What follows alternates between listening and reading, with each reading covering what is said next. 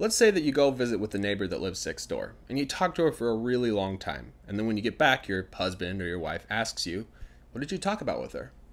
And you want to say, 我们就讲到他的小孩啊之类的.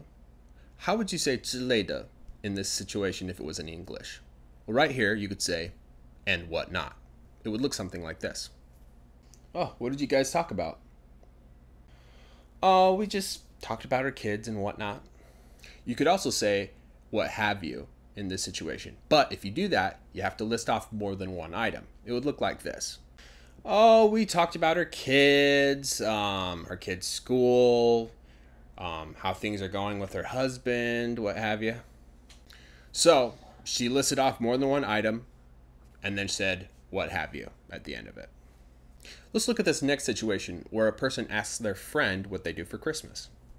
What does your family do for Christmas? We'll open presents and whatnot.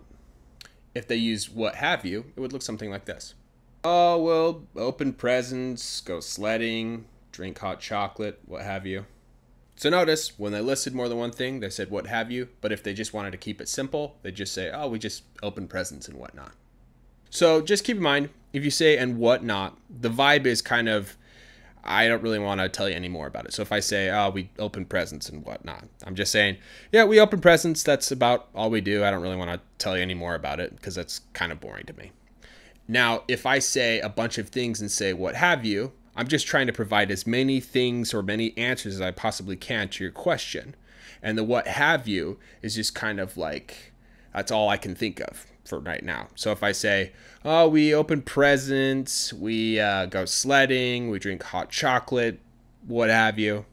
So right here, I'm just listing off all the answers that might be able to answer your question.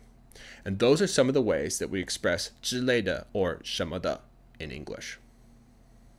如果你喜欢我的影片，可以在我提供的连结填写你的email，我会不定期寄发新的影片给你哦。